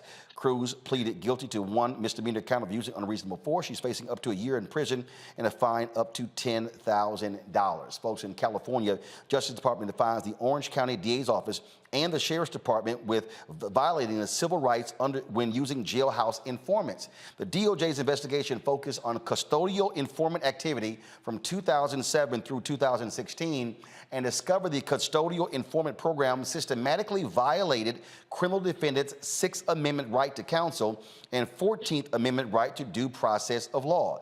It was found that prosecutors and sheriff deputies violated the 6th Amendment by using jailhouse informants to get incriminating incriminating statements from people who had been arrested after those individuals had been charged with a crime. The department also found that Orange County prosecutors violated the 14th Amendment by failing to disclose exculpatory evidence about those custodial informants to criminal defendants. Matt, explain to people why this is so significant.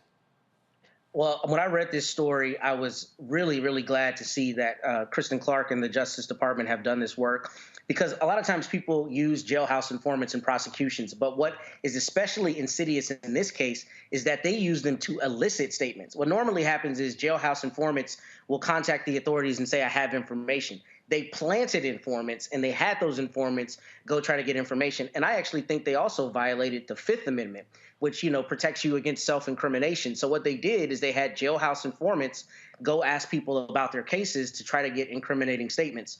The Sixth Amendment under the Constitution gives you a right to a lawyer. So when they're saying it's impinging on the right to counsel, it's saying that you don't have a right to a lawyer like you normally would to help you either decide to make a statement, not make a statement, or how you want to frame that statement. Because here they're in custody, they're in prison or in jail, and at that time, you know, when they're making a statement, they don't have their lawyer there to advise them. And then as it relates to the 14th Amendment, that goes to due process, which basically means if you're going to go through a system or through a process on a prosecution, you're entitled to that system and that process being fair. So here, if you don't give exculpatory evidence, which is evidence that shows you're either not guilty, or mitigating evidence that shows you're not as guilty as you're being accused of, then that divests you of the opportunity to have a true due process that you go through. So when I read this, I mean, this is one of the best stories that you've had on about DOJ, because this is really getting at the meat of injustice. A lot of times jailhouse informants do and say things that are obviously just in their self-interest, but this is especially heinous because this is law enforcement directly stepping on people's constitutional rights by using jailhouse informants that they plant to try to get statements. So this is really incredible work, and I'm glad to see that they've done it. I keep saying repeatedly, Michael, this is elections matter, and I'm going to keep gassing up Kristen Clark and the Civil Rights Division because they are doing consistent, great work. Absolutely. And, you know, once again, a lot of this is in the tradition of why the Department of Justice was created during Reconstruction in 1870. Okay, it was created to enforce the new rights of the newly freed slaves of African Americans, and they were cracking down on the Ku Klux Klan. You had the 1871 Ku Klux Klan Act as well. We saw a number of Klansmen prosecuted behind that. So this is good work, but this is an example, once again, as you said, Roland, how elections have consequences. Now you compare this to the Donald Trump Department of Justice. Okay, they were against holding police officers accountable. One of the first things that Jefferson Beauregard Sessions III did when he became Trump's first attorney general was back off of prosecuting police officers, and they reinstated they reversed the policy from 2013 from Attorney General Eric Holder, which backed off of charging low-level nonviolent drug offenders with the harshest sentence. They backed off of that, and they backed off of holding police officers accountable as well, because he said it would depress the morale of police officers. So we see a total 180 in the way this Department of Justice under Merrick Garland is operating and the ones under the Trump administration. Jason. Yeah, I mean, I think Michael and my other counterpart totally just broke it down 100%, that the DOJ is now under new management, and they've got new priorities. And I think what Kristen Clark is doing is the right thing, is cleaning up house around the nation and within our justice system, which whatever powers that they have, that they should use them the correct way. And we look at the other DOJ that was basically a law firm for the former president versus this DOJ, where the president is completely separate and they're investigating everything with merit, including his own son. I think you see the way executives should behave and also the way DOJ should handle their things within their purview around the nation. All right, folks, got to go to break. We come back, our Education Matters segment. I look forward to that. And we're talking about an effort to get more African Americans into the eye care industry. Folks, support us in what we do. Download the Black Star Network app, available on all platforms: Apple TV, Android TV, Apple phone, Android phone, Roku, Amazon Fire TV, Xbox One, Samsung Smart TV. Also, you can support us with your finances as well, joining our Bring the Funk fan club. Trust me, your dollars make it possible for us to do what we do. P.O. Box 57196, Washington, D.C. 20037-0196. Cash App is $RM Unfiltered. PayPal is R Martin Unfiltered. Venmo is RM Unfiltered. Zelle is Roland at RolandSMartin.com. Roland at RolandMartinUnfiltered.com. We'll be right back.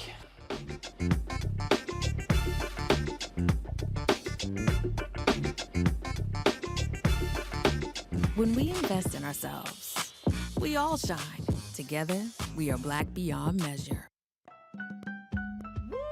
We're all impacted by the culture, whether we know it or not. From politics to music and entertainment, it's a huge part of our lives, and we're going to talk about it every day right here on The Culture with me, Faraji Muhammad, only on the Black Star Network.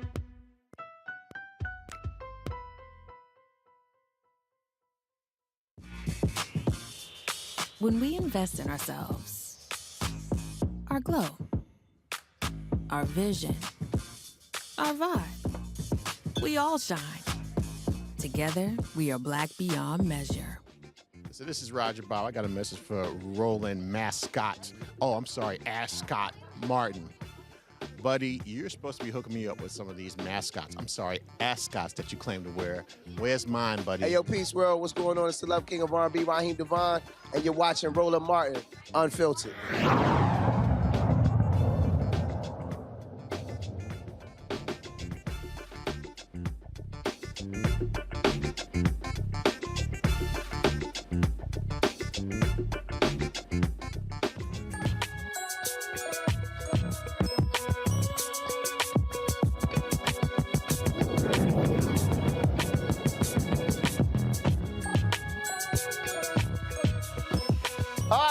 Did you know that only 1.8% of practicing optometrists, that the folk who deal with your eyes, are African American? 3.2% of students in optometry schools are African American, and 3.8% of faculty in colleges of optometry are Black. Black Eye Care Perspective wants to change that by creating a pipeline for Black students to get into optometry with their Impact HBCU initiative. Dr. Essence Johnson, Chief Visionary Officer, no pun intended, of the Black Eye Care Perspective, joins me now from Dallas to discuss how their program is going to help more Black optometrists. All right, so Chief Visionary Officer, okay, I got you. We see what you did there. First of all, what got you interested in going into this career? Because what often happens is, you know, this is an example of non-traditional fields, frankly, when you talk about for African Americans. And it's sort of like someone sees someone else doing it, then they go, wow, I didn't realize it, then they actually do it. So what's your story? Yeah, my story is very similar to that. Many of us, it is that first eye exam that we had that got us introduced into the profession of optometry.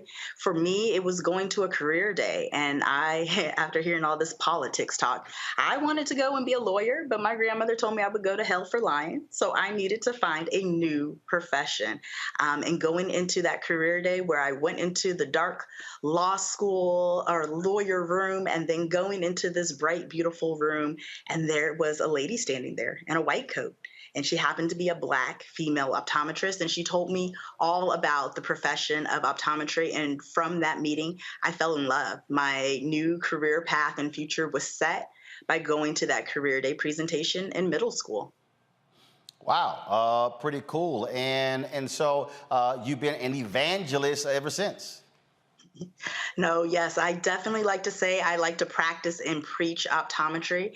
And a lot of that is what we're doing here with Black Eye Care Perspective. We know that if you see it, you can be it. And we're trying to have as many touch points as possible with students, particularly students of color. And that's why we've been partnering with a lot of eye care industry partners to touch these students in any place of the pipeline that they're at. Our most recent initiative has been kind of on this Impact HBCU bus tour with VSP, where we're going to the historically Black colleges and universities. And this year we have been able to go to Florida A&M University. We've been to Tennessee State University, and just today and yesterday I was on the College of Paul Quinn College. We were bringing their Eyes of Hope mobile vision unit to the campuses because we know that one, the eyes are the window to healthcare. They're the windows to just our education and our learning system. And if students cannot see well, they cannot do well in school. There are actually studies that show that people who are not getting their eyes checked as a young child, they're 5 times more likely to not succeed and to not go on to higher education. That 44% of students that have uncorrected refractive error, so just needing something as simple as glasses or contact lenses or other treatments to see better, they're not being successful in school, and the students on college campuses are no exception. So that is why we have done these bus tours, and we're bringing the clinic to these campuses so that they're able to have affordable and accessible eye care, but also with the hopes too that if they see a Black doctor of optometry, one, they won't be 30, 40, 50, 60, even 100 years old, waiting to have their first eye exam and waiting to see their first Black doctor. But we are right there with them, and we're able to have those conversations about the career paths and opportunities that exist in the eye care industry as a whole. Wow, good, very strong there. Let's go to our panelists. They've got questions. Let's see here. Matt, go ahead. Since you're there in Texas, Matt. Yeah, so my question is twofold. The first is for any student at an HBCU who's interested in doing optometry, what classes do you suggest they take, or what major would you suggest? And then the second question is there actually any subsidy for their study, or is there like a financial element to help students who sign the 13% promise to actually go on to optometry school? Well, yes. So a majority of students that are pursuing careers in optometry, they're biology majors, but honestly, you can be any major from any background. Of course, a lot of the prerequisite work is heavy in the sciences. So you're taking biology, chemistry, organic chemistry, physics. And then, of course, there's your other core prerequisite classes. And then we have what we call the optometry admissions test. There are 23 schools and colleges or schools and universities out there for optometry. And some of them are even OAT optional. So if you have a high enough grade in GPA, you don't even have to take the optometry's admissions test, or if they have geared it around if you are interested in maybe other areas of healthcare. So you took that MCAT, you took the DAT, you took the pharmacy test or the GRE. You can also use those to apply to optometry school. Then with Black Eye Care Perspective, we've created this virtual pre-optometry club. So some campuses, they're able to have a pre-optometry professional society or a pre-health club, but we made one that is virtual. So even if you have those clubs on campus, you can join us virtually on the 13th of every month and be with a community of students and doctors and other professionals that want to see you succeed and survive in this profession and in this journey, even after you get into school, you get through school, you graduate. And with a lot of our advocacy work, there has been an increase in financial support for students. Before, many of us had to lift that burden by ourselves, but there are more opportunities for students to even get full ride tuition, all tuition paid at some of the schools and College of Optometry, increasing the amount of scholarships that are available, but also being a part of the club, we're showing them where those resources are. Oftentimes, as a pre-optometry student, we discount ourselves as becoming incoming graduate school students. And a lot of those scholarships or grants that are geared to graduate students can also apply to those students that are applying to optometry as well. And then we reward our students that are in our pre-optometry club by having them apply for a matriculation grant. We also want to celebrate them in the spring of every year with our signing day. So just like in sports, they have that opportunity to announce what school or college that they're going to in the fall. All right, then. Michael.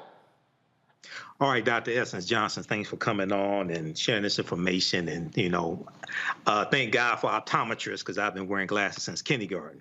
So can you talk about... Damn, you've been blind since kindergarten? Damn!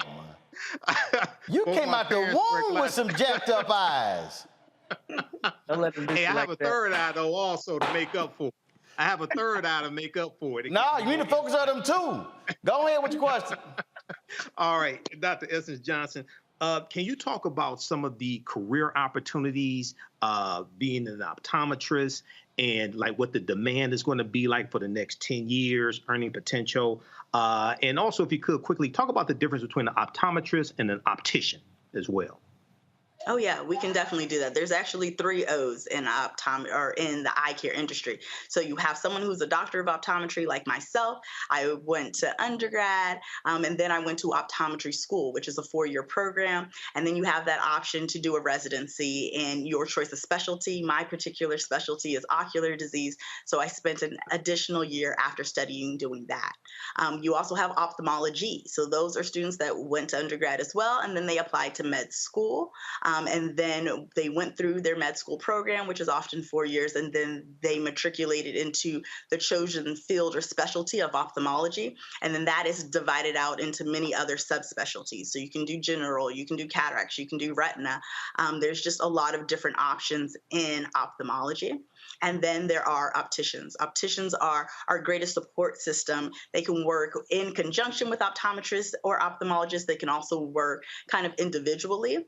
And many of them are working with the different facets of eyewear, in the dispensing, in the fitting, in the helping with the styling, the fashion pieces of it. So a lot of times, and most of the times, we're all working in conjunction with one another, in collaboration with opticians, optometrists, ophthalmologists, but also in collaboration and conjunction with all the other healthcare specialties as well.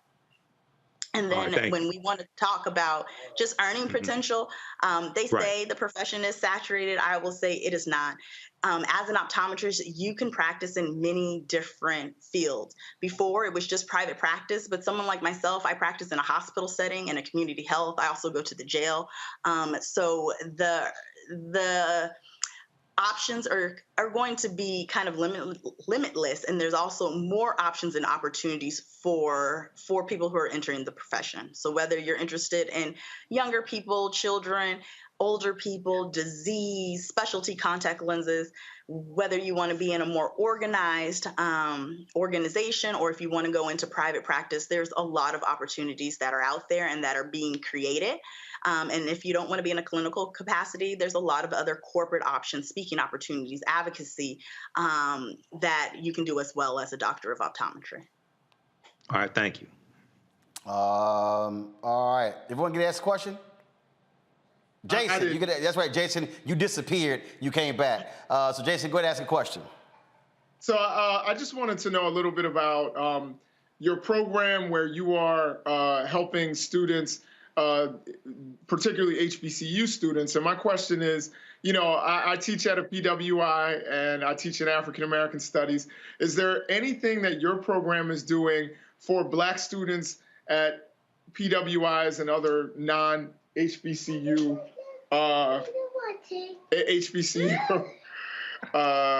settings? Sorry about that. Jason, this ain't hard, Jason. Just pick her up, sit her on your lap, calm her down, ask your question. See, you trying to sit here and push away. That's all you got to do. See, look, I got 6 nieces. That's how you do it. Now go ahead. Right. So I guess my question was, is there anything that your program does for students at PWIs, Black students at PWIs, to get them into optometry? So this is why we are hosting our Impact HBCU event. It's going to happen on this coming Tuesday, October 18th at 7:30 p.m. And this is our way to virtually touch everyone. We say Impact HBCU because we know about 40% of doctors that identify as Black come from those schools, but the other 60% are coming from PWIs. So we wanted to have an event where it touches everyone, where they are being introduced to Black doctors of optometry. And this year, we're going to highlight Dr. Janelle Davison out of Atlanta, Georgia, and Dr. Devin Sasser out of Maryland. And then we highlight the work that we're doing with our industry partners and with schools. This year is going to be the University of Pikeville, Kentucky College of Optometry. So I definitely encourage your students, all the students, everyone, everywhere, regardless if they go to an HBCU or not, to register on our website, blackeyecareperspective.com. sign up for the virtual event. Even if you're not up or you're able to attend, it's virtual. So that means it's going to be available for replay so that they can interact in the chat, get connected with the schools and colleges of optometry, get connected with other students or other alumni, other doctors that may have graduated from their school, and learn more about the profession of optometry, but also just learn more about the importance, especially us as Black individuals, as individuals of color, of getting a yearly eye exam that can truly not only improve your sight, but save your life. Thank you. Thank you so much. All right, then. Well, look, I certainly appreciate it. Thanks a lot. Again, give the website again for people who missed it, who want to get more information. Yeah, get more information about Impact HBCU, about joining our pre-optometry club. We even have a Black eye doctor locator. If you have not had your eyes examined this year, you can go to www.blackeyecareperspective.com. That's www.blackeyecareperspective.com. All right, then. Dr. Estes Johnson, thanks a lot. All right, that is it for us. I appreciate it. Matt, Jason, and Michael, thank you so very much for joining us on the panel. I appreciate it. Shout out, I don't have his number. How old is Anthony today? Anthony Hampton, who works for the show. Anthony is 35 today. He acts like he's 53. But he moves like he's 53. Anthony moves a little slow. Y'all know I ain't lying. Y'all know I ain't lying. I mean, he moves slower than Henry. No, I don't think he moved that slow. Here's his birthday, and so I want to shout out Anthony. We got a picture of Anthony or something? Anyway, we'll show y'all on Monday. So here's his birthday. And Henry, ain't your birthday coming up soon? Your 65th is when? Oh, you're not going to take a shot of the control room right now? What's up? You don't want to show the control room now? See, that's what happened, y'all, when you take a shot at the director. He don't want to take a shot of himself. So Henry's birthday is coming up soon, too. Yeah, trust me, Henry is older than me. All right, y'all, that's it for us. I appreciate all of y'all supporting the show, watching. Hey, don't forget, Monday, I am in Valdosta, Georgia. That's right. Let me find out where in the hell I'm at. Where am I going to be at? Let me give you right now where we're going to be, Valdosta, Georgia. I'm going to be there at the Mathis Municipal Auditorium, 2300 North Ashley Street, Valdosta. We're going to be broadcasting the show from there, and then we're going to be in Savannah on Tuesday. They are, of course, trying to put Warnock over the top. And so Valdosta, I want y'all to show up and show out. We're broadcasting live. I'll have copies of White Fear. I'll be autographing the book there as well, so looking forward to it. And so thanks a bunch. Let me thank all of y'all who support our show. All of you, but first of all, I'm telling you, every Friday, we show you the names of the people who contribute. Y'all are amazing. But look, we got to keep grinding. We need 2,000 people in October who give an average of $50 to raise $100,000. Because again, y'all, I told y'all, our monthly expense is about $184,000. In 2 weeks, we are launching our 24-hour fast streaming channel. We're going to be on Amazon's platforms. Y'all the first ones to know. The contract was signed 48 hours ago. And so we are excited about that as well. And so great things happening here at the Black Star Network. We got 3 other shows in development. I can't wait to tell you about those shows. So your dollars matter. So be sure to send your check and money orders to P.O. Box 57196, Washington, D.C. 20037-0196. Cash App, $RM Unfiltered. PayPal's R Martin Unfiltered. Venmo is RM Unfiltered. Zelle, Roland at RolandSMartin.com. Roland at RolandMartinUnfiltered.com. You also, of course, download the Black Star Network app. All platforms, Apple phone, Android phone, Apple TV, Android TV, Roku, Amazon Fire TV, Xbox One, Samsung Smart TV. And of course, get your copy of my book, White Fear, folks. Let's make it a bestseller. It's available at bookstores everywhere. White Fear, How the Browning of America is Making White Folks Lose Their Minds. Ben Bella Books, Amazon, Barnes & Noble, IndieBound, Bookshop, Chapters, Books A Million, Target. Order through your favorite Black bookstore or download it on Audible. And you know how we end the show every Friday? We show you the names of all of our donors. We do it every single Friday to show y'all some love. Thanks a bunch. I'll see y'all on Monday. From Valdosta, Georgia. Holla!